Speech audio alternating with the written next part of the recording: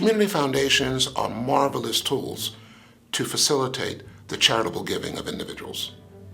The foundation provided for, facilitated exposures that sensitized me to the needs of this community, its various elements, and allowed me to get involved in a very meaningful and satisfying way.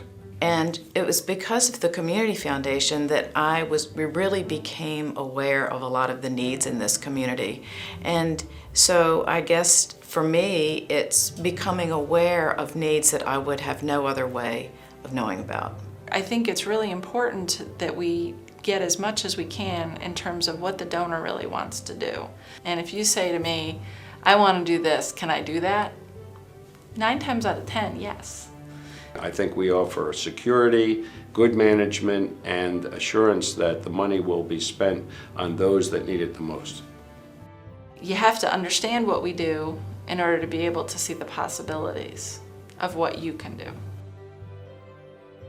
I think that's the biggest thing, is really helping people understand that we're all about possibilities. One is to the foundation's general fund, where they will then reinvest that into the community through grants that they award semi-annually. And that's great. You feel like your contribution is going to go a long way within the community. I love everything, and I don't have enough money to give to everything. I wish I did. But when I make a gift to the community endowment in my own little fund, I know that it's supporting grants out into the community to all the organizations, and I don't have to pick one. Well, a donor advised fund is a fund where you make a contribution or a series of contributions to a fund, and the fund is professionally managed by the Community Foundation. And at certain times in the future, you can advise the foundation of what you would like your money spent on.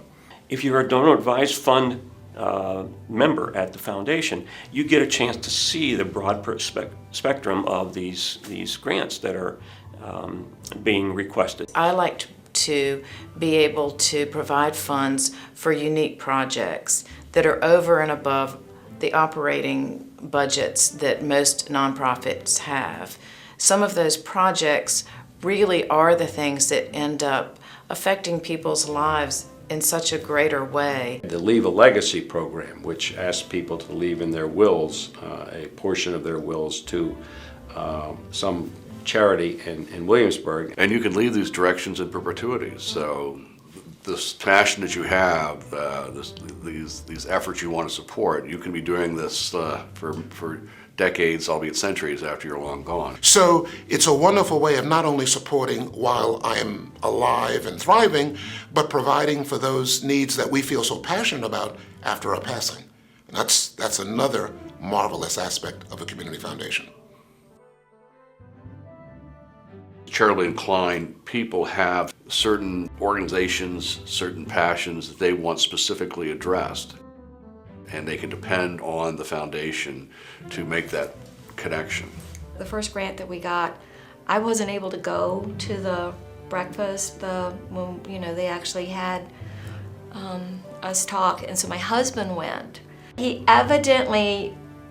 touched the hearts of one of your donors, and she called me up a couple months later and she said, "Oh, your husband just did the most wonderful job." And I'm thinking, really?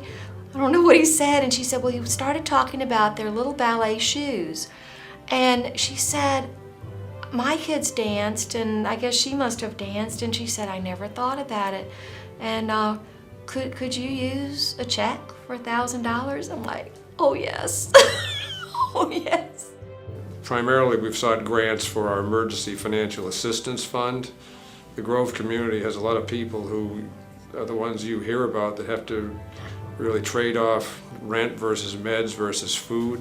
We started seeking and receiving grants back in 2007. Since that time, starting in that time, we've received some $27,000 in grants and contributions. One of those needs that popped up that we were totally unaware of was a respite care program run through the Williamsburg Methodist Church here, United Methodist Church. We have incorporated a program called Memories in the Making, and this is something that it's a communication tool to foster storytelling amongst our participants with the Forum of Art. People with memory difficulties, they want to give them a chance to express those in an artistic way. Painting, sculpting, drawing, that kind of thing. As a small program, the responsibilities are very great. Our resources are stretched very thin, and the needs are huge. And my wife and I got a chance to go in there and see all kinds of artwork, and some of it was very accomplished, some not so accomplished, but everything had a message. And they had a little message at the bottom. What were they trying to express in their artwork? And it just brought home, I mean, how valuable that thing is. And to have a foundation that's aligned with what our scope is, the Williamsburg community, it makes it doable. It allows some of my dreams to become reality. And they are able to really reach into so many different areas in arts and culture for our organization, but they do health and human services and social stuff and education, and it's a really great organization that makes you feel good, you know, to be a part of. Our objective basically is to provide scholarships in the $1,000 range for as many students who qualify from our 3 high school seniors. From our 3 high schools as we can. And the excitement, the unbridled enthusiasm, the disbelief, but the pleasure in her voice at receiving the scholarship was just wonderful. Our experience as a scholarship fund, partnering with them, exemplifies their motto of connecting people who care with causes that matter. One of the boards I serve on, the ARC of Greater Williamsburg, received grant funding from the foundation, and this has allowed them to provide vans for transportation of clients to and from activities that the ARC sponsors for their many clients. We provide services to adults with intellectual and developmental disabilities, such as autism, Down syndrome, cerebral palsy. Transportation for us is our biggest expense across the board. We provide door-to-door service. They get us there. They deserve, transportation really deserves that money coming in so they could keep going to these events, going to the self-advocacy groups, doing things that we want to do, go bowling. They need that money. The transportation really needs that money to keep the ARC going. I would just urge anyone to call up Nancy or Chris here and arrange to come to one of the grant luncheons. It's a nice lunch, and you actually get to see a lot about the community that you probably don't even know is going on. Yes, I attended one of the foundation luncheons because I was a grant recipient, and hearing the stories of other recipients was so moving to me that I went home and wrote a check to the foundation out of our personal account to help make some things happen in the community, just like they have been able to allow me and my profession to make things happen.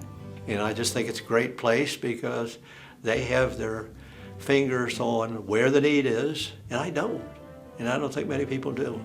And it gives them an opportunity, because it's local, to see their monies at work. Give from the heart, because more organizations benefit by it. And give to the foundation because they do such great work.